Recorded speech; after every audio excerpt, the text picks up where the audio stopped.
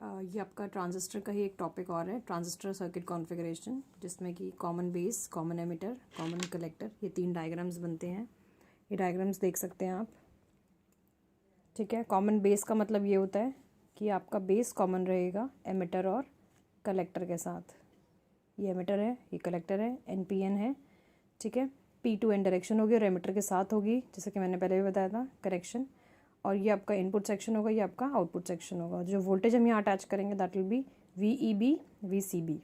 Similarly common emitter में क्या होगा, एमिटर कॉमन होगा, बेस और कलेक्टर यहाँ होंगे, और ये आपका इनपुट सेक्शन होगा, ये आपका आउटपुट सेक्शन होगा। जो जिसके बीच में कनेक्ट होगा वो आपका वोल्टेज हो जाएगा VBE, ये हो जाएगा VCE। सिमिलरली कॉमन कलेक्टर में कलेक्टर कॉमन होगा, ये आपका बेस और ये आपका एमिटर, तो ये जो वोल्टेज होगी वो होगी VCB यहाँ पे इनपुट पे, और जो आउटपुट होगी वो आपकी होगी VEC। ठीक है, तो इस तरीके से सर्किट बनाए जाते हैं। और आपको मैंने इनके एक आपको ऑलरेडी नोट्स भेज चुकी हूँ, उनको चेक करिएगा। इनपुट कैरेक्टरिस्टिक, आउटपुट कैरेक्टरिस्टिक सबके होते हैं, इनके भी 2 होंगे, जैसे कि मैंने एक एग्जाम्पल के लिए बना के दिखाया है। इसके भी 2 होंगे, इनपुट आउटपुट कैरेक्टरिस्टिक्स होंगे, और सिमिलरली इसके भी होंगे 2। वो आप अपने नोट्स में से ही पढ़िएगा। उसमें आपको करना क्या है, बेसिकली याद कैसे करना है। फॉर एग्जाम्पल इनपुट कैरेक्टरिस्टिक आप CB के पढ़ रहे हो, तो आप क्या करोगे, उसमें मेंशन होगी डेफिनेशन कि ये कैसे ऑब्टेन होता है between input current and input voltage at constant output voltage. तो आपको ये देखना है कि इनपुट करंट और इनपुट वोल्टेज के बीच में ग्राफ प्लॉट हो रहा है। इनपुट करंट का क्या है हमारा यहाँ पे IE है, तो आप यहाँ IE लिखोगे, और आपका इनपुट वोल्टेज क्या है VEB, तो आप यहाँ पे मेंशन करोगे VEB। और ग्राफ आपको थोड़ा सा इसमें याद करना पड़ेगा, ग्राफ के लिए कि आपको ग्राफ याद करना पड़ेगा थोड़ा सा। तो ये आपको इसके जो आगे के डायग्राम्स हैं, जो ब्लू लाइंस हैं, इसको थोड़ा सा आपको पार्ट है ऐसा थोड़ा याद करने जैसा। तो और ये कैसे याद करना है ये आपको यहाँ से पता चलेगा। आउटपुट कैरेक्टरिस्टिक में मेंशन है कि कैसे ऑब्टेन होगा, किसके बीच में, आउटपुट करंट, आउटपुट वोल्टेज। तो आपको यहाँ इस डायग्राम में देखना है आउटपुट करंट क्या है IC और आउटपुट वोल्टेज है VCB। तो IC और VCB ये किसके बीच में प्लॉट होगा, ये सिर्फ बताने के लिए मैंने यहाँ पे एक छोटा सा एग्जाम्पल दिया है। बाकी के इन दोनों के लिए भी सेम उस नोट्स में मेंशन्ड है सारी चीज़ें, उनको ज़रूर याद करें। ओके, अब मैं आपका नेक्स्ट टॉपिक स्टार्ट कर रही हूँ। इसके बाद junction field effect transistor, junction field effect transistor, जो कि मैंने आपको बताया था अभी जब हम अभी ट्रांजिस्टर की क्लासिफिकेशन पढ़ रहे थे। अगर आपको ध्यान हो तो मैंने एक आपको ट्रांजिस्टर की क्लासिफिकेशन दिखाई थी, BJT, FET, JFET, MOSFET, ये पढ़ने जा रहे हैं अब हम। ठीक है, तो ये आपका है 3 टर्मिनल डिवाइस होती है, गेट, ड्रेन, सोर्स।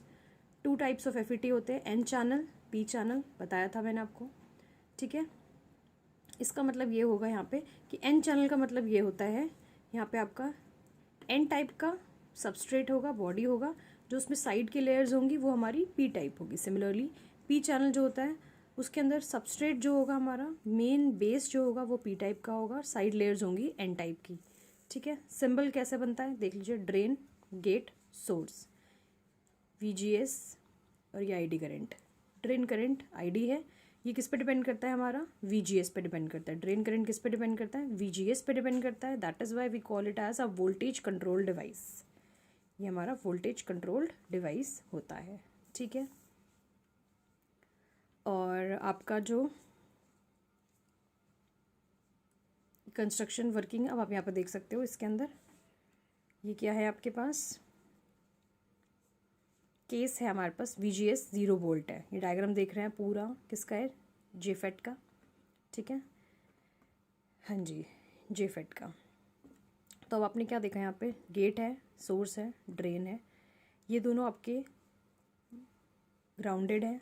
ठीक है, ये सबसे पहला स्टेप क्या होगा, हम इनको दोनों को ग्राउंड करते हैं जो कि 0 वोल्ट पे कनेक्टेड है। फिर आप इसके बाद D और S को कनेक्ट करते हो। कैसे कनेक्ट करोगे, ये ऑलरेडी हमारा लो पोटेंशियल पे है, तो नेचुरल सी बात है ये हमारा हाई पोटेंशियल पे कनेक्टेड होगा, तो इस तरीके से कनेक्शन आएगा। हम इसको VDD भी बोलते हैं, VDS भी बोलते हैं। ठीक है, आप यहाँ पे देख रहे हो एक डिप्लीशन लेयर है, क्योंकि यहाँ पे PN जंक्शन फॉर्म हो रहे हैं, तो एक पहली वाली जो लेयर आप देख रहे हो ये डिप्लीशन लेयर ऑलरेडी यहाँ पे कनेक्ट हो जाएगी। जैसे ही आपने PN जंक्शन बनाया, मटेरियल को रेडी किया, PN जंक्शन देखते ही एक PN जंक्शन के साथ डिप्लीशन लेयर बन जाती है। ठीक है, तो आपने यहाँ तक तो बता दिया मुझे। ठीक है, यहाँ तक कनेक्शन क्लियर हो गया। नेक्स्ट क्या है अब आपके पास, अब आप क्या बता रहे हो कि VDD को अब आपने वोल्टेज दिया, सपोज़ जो आपने बताया मुझे कि ये VDD है, इसको आपने कुछ वोल्ट दिया, से सपोज़ 4 वोल्ट्स कर दिया, ठीक है, 4 वोल्ट पे हमने दे दिया इसको, 4 वोल्ट दिया, तो हम ये बोलेंगे कि पॉइंट डी पे वी हैव 4 वोल्ट और पॉइंट एस पे वी हैव 0 वोल्ट, ठीक है, क्योंकि हमने इसको 0 वोल्ट पे कनेक्ट किया है, क्योंकि तो ग्राउंडेड है, 0 है, और ये 4 है क्योंकि यहाँ पे 4 वोल्ट दिया है। तो हम इसको ऐसे देख सकते हैं कि वैल्यू ऐसे हो सकती है कि यहाँ पे 3 होगा, एकदम से तो 0 नहीं हो जाएगा ना, 4 से 0 कैसे 0 हो रहा है, कैसे फ्लो कर रहा है, फ्लो जो होगा वो वोल्टेज लेवल कैसे होगा, अंदर आके 3 वोल्ट यहाँ पे होगा, इस पॉइंट पे आके 2 वोल्ट होगा, इस पॉइंट पे आके 1 वोल्ट होगा, फिर होगा 0, इस तरीके से होगा वोल्टेज में जो डिफरेंस होगा, ठीक है। हमारा जो ड्रेन करंट है वो कैसे फ्लो करता है, हमेशा from higher potential to lower potential. तो ड्रेन करंट कैसे फ्लो करेगा, हमेशा हायर पोटेंशियल से लोअर पोटेंशियल पे। तो आपने ये चीज़ देख लिया कि आपने ये देखा वाइड डिप्लीशन रीजन है यहाँ पे, क्योंकि आपकी जो ये वोल्टेज है, ये वोल्टेज आप देख रहे हो इसमें 0 से 3 के बीच में ज़्यादा है, 0 और 3 के बीच में जो वोल्टेज डिफरेंस ज़्यादा है, 0 और यहाँ पे हमारा जो देख रहे हैं 1 के बीच में कम है। तो दैट इज़ वाई जो आप डिप्लीशन रीजन देख रहे हो ये ऐसी शेप आ रही है इसकी, वो इसी वजह से आ रही है क्योंकि यहाँ पे जो हमारा एक रिवर्स स्पाइसिंग हो रही है वो क्यों है, वो रिवर्स स्पाइसिंग की वजह से क्या होगा कि जो वाइड डिप्लीशन रीजन है वो हमारा बढ़ जाएगा, डिप्लीशन रीजन जो है वो हमारा यहाँ पे वाइड हो जाएगा। तो इस तरीके से, इस वजह से यहाँ पे जो शेप देख रहे हो आप इसकी, वो इस तरीके से शेप ऐसे उठी हुई से देख रहे हो, ठीक है। अब क्या करोगे, नेक्स्ट स्टेप में क्या करोगे, फर्दर आप VDD बढ़ा दो, VDD आप और बढ़ा दो, बढ़ा दिया, दैट मीन्स आपने 8 वोल्ट कर दिया, 8 वोल्ट करते ही यहाँ 8 है, यहाँ पे 0 है, तो दैट मीन्स यहाँ पे कहीं पे 6 होगी, कहीं बीच में 4 होगी, कहीं पे 2 होगी, ऐसे ही होगा। फिर से वही, जैसे इस 6 और 0 के बीच में जो है पोटेंशियल डिफरेंस ज़्यादा है, रिवर्स बाइसिंग है यहाँ पे एग्जिस्ट कर रही है, तो क्या होगा, डिप्लीशन रीजन और वाइड हो जाएगा, इंस्टेड ऑफ यहाँ पे कम होगा, यहाँ पे ज़्यादा हो जाएगा। वोल्टेज में डिफरेंस देखो ना, 0 से 6 है और यहाँ पे 0 से 2 है, बन तो ये रिवर्स बाइसिंग में ही रहे हैं, आ तो ये रिवर्स बाइसिंग के ही केस में रहे हैं, बट यहाँ पे जो है वोल्टेज ज़्यादा है, तो इस वजह से यहाँ पे डिप्लीशन रीजन वाइड हो जाएगी और ज़्यादा, और यहाँ पे कम रहेगी, ठीक है। तो इससे क्या हुआ, इसे ये देखा हमने कि जहाँ पे D और S है, आपने देखा, फिर से इस डायग्राम को देखो, D और G के बीच में देखो, D और G के बीच में आपने क्या देखा, पोटेंशियल डिफरेंस ग्रेटर है तो वाइडर डिप्लीशन रीजन है, वही बात है 0-6 है जैसे। G और S 0 और 2 है, तो दैट मीन्स कि यहाँ पे पोटेंशियल डिफरेंस थोड़ा सा कम है, तो नैरो डिप्लीशन रीजन होगा।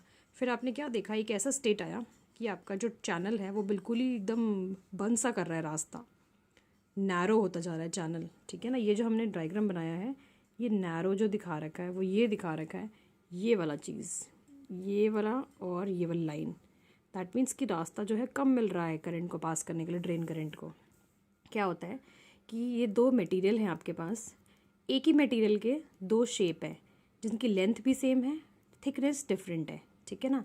तो क्या होता है, जिस मटेरियल के अंदर यहाँ पे आप देख रहे हो लेंथ सेम है, थिकनेस अलग अलग है, तो जिसकी थिकनेस जो है ऐसी होती है, इसके अंदर फर्स्ट वाले में आप देख रहे हो इसमें रेजिस्टेंस जो होगा वो हाई होगा, इस वाले मटेरियल में रेजिस्टेंस कम होगा। तो आप इसको देख के क्या अंदाज़ा लगा सकते हो कि इस मटेरियल के अंदर नैरो है, ये नैरो है थोड़ा सा, तो इसका मतलब इसके अंदर जो रेजिस्टेंस होगा वो क्या होगा, बहुत ज़्यादा होगा, रेजिस्टेंस जो होगा वो बहुत ज़्यादा ही होगा। रेजिस्टेंस ज़्यादा होने का मतलब है कि जो करंट का फ्लो होगा वो हमारा कम होता चला जाएगा। फिर क्या होगा, ये आपका जो एक ऐसा सिचुएशन आएगा, pinch of voltage, pinch of situation आएगी कि ये दोनों जो आप देख रहे हो, ये जो पॉइंट है आपका, ये जो है दोनों ऐसे एक पिंच बना लेगा, दैट मीन्स आप एक दूसरे को टच करेंगे कि आपका जो करंट है, ड्रेन करंट जो फ्लो कर रहा था यहाँ से ऊपर से यहाँ तक, वो फ्लो नहीं करेगा। एक सैचुरेशन सिचुएशन आ गई है, पिंच ऑफ सिचुएशन आ गई है, तो इस स्टेज पे आके वो हमारा करंट फ्लो नहीं होगा। अब क्या है नेक्स्ट स्टेप, लास्ट स्टेप होगा, अगर आप VDD VDS को बढ़ा देते हो और ज़्यादा बढ़ाते हो, और बढ़ाने से क्या होगा कि जो एवलांच इफेक्ट होता है, break down will take place और एक huge current will flow from this, ठीक है ना। तो आप डायग्राम देख सकते हो कि ये आपका VDS होगा, यहाँ पे आपका क्या बनेगा VDS, ये आपका ID और इसी के बीच में बना लेते हैं ना डायग्राम, देखो ये आपका VDD या VDS, और ड्रेन करंट को हमें फ्लो कराना है। तो इन दोनों करंट और वोल्टेज के बीच में हमें डायग्राम प्लॉट कराना है। प्लॉट करा के आपने क्या देखा कि आपका यहाँ पे ये वो वोल्टेज है VP, पिंच ऑफ वोल्टेज, जिसके बाद आपका जो करंट फ्लो है कांस्टेंट हो गया, कांस्टेंट रहा, वही कांस्टेंट रहा, ठीक है। इसके बाद क्या है, जैसे ही आपने VDD और फर्दर बढ़ा दिया तो इस वोल्टेज को बोलते हैं ब्रेकडाउन वोल्टेज, VBD। ब्रेकडाउन होते ही वो ह्यूज करंट फ्लो कर गया हमारा सर्किट के अंदर, ठीक है। और ये जो IS था, यहाँ IS जो है इसको हम बोलते हैं सैचुरेटेड या maximum current. So this is the working of JFET। मैं आपको इसकी सॉफ्ट कॉपी भेज रही हूँ, एक बार प्लीज़ इसको गो थ्रू करेंगे, और अगर कोई क्वेरी होगी तो आप ज़रूर मुझे डाल सकते हैं इसमें। Thank you.